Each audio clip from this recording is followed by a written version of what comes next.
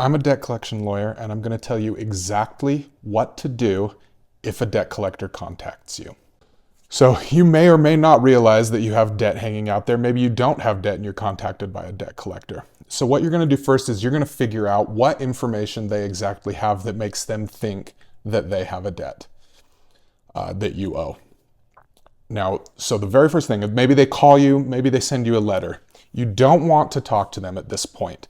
If they call you, you pick up the phone, they say, I have a debt. You can say, I'm not going to give you any information at this point. I just want you to send me verification of the debt. If you get a voicemail or you get a letter in the mail, what you're going to do next is send them a debt verification letter.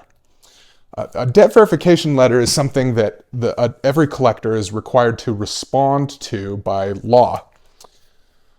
What they will send back is different in every case. While the law requires them to verify the debt or prove that, they have a debt that you owe, the law isn't clear on what verification actually means.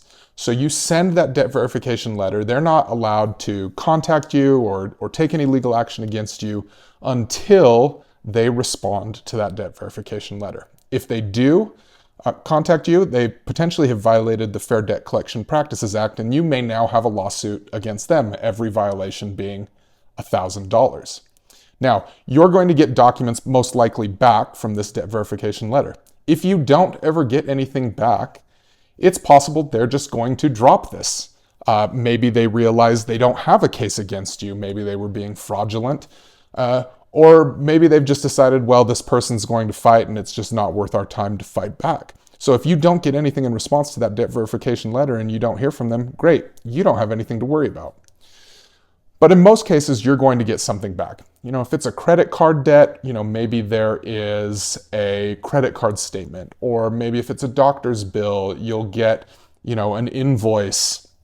And again, you may look at these documents and you say, these documents don't prove anything. In a lot of cases, that's actually true. They won't prove anything. But again, the law doesn't actually give a good definition of what debt verification is. So you are going to take those documents that you get and you're going to look at them and you're going to say, do these documents prove that, number one, I owe this debt, and number two, that the person trying to collect it owns the debt? For example, a debt collector may purchase your credit card debt, and they've got to have proof that they purchased that credit card debt. Usually that's done through a contract. So do they have this proof?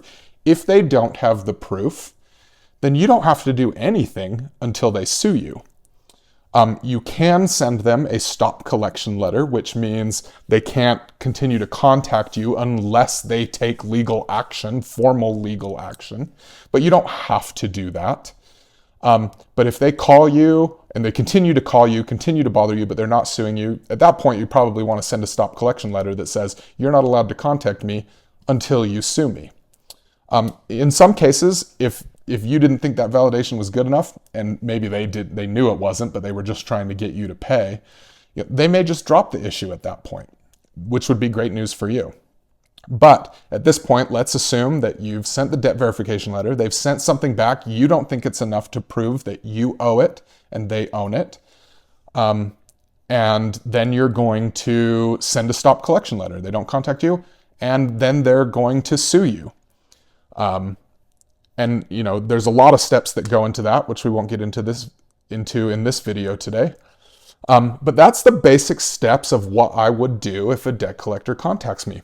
What am I not going to do if a debt collector contacts me? Spend a lot of time talking to them on the phone. There's no reason for you to talk to a debt collector on the phone unless there is something you want out of it. For example, if you're trying to negotiate a settlement. What I'm not going to do, I'm never going to admit that I owe the debt.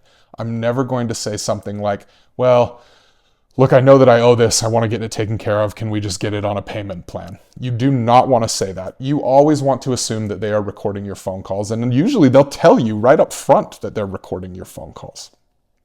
What I'm not going to do, just tell them that I'll pay it. Unless it's a situation where it's obvious and I know I owe this debt and I, want to pay it. In that case, I might just pay it. But even then, I would still probably ask for verification first. What else am I not going to do? I'm not going to make a payment without getting, written proof that if they take the payment, the debt will be gone.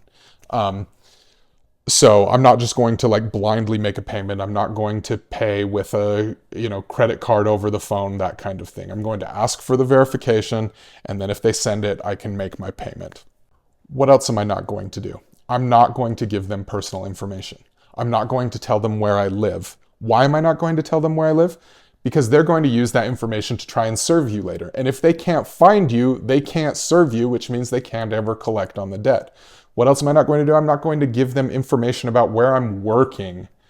You give them information about where you're working, they're going to keep that on file. And then if they do get a judgment against you, they know exactly where to go in order to garnish your wages. Maybe not in every case, but in a lot of cases, I don't want to tell them where I bank, which means I probably don't want to pay with a personal check that has my bank account number on it. Usually a cashier's check or something like that, even if from a bank that you don't usually bank at, would be even better, frankly. Because if you send them a personal check for a partial payment, now they've got your bank account and they know your bank account number and they know where you bank at. So if they get a judgment against you, they can go straight to that bank and levy on your bank account and take the money that's in there. Hopefully these tips were helpful if you were contacted by a debt collector. If you need more help, I've got a lot more resources up at my website on debtbrief.com.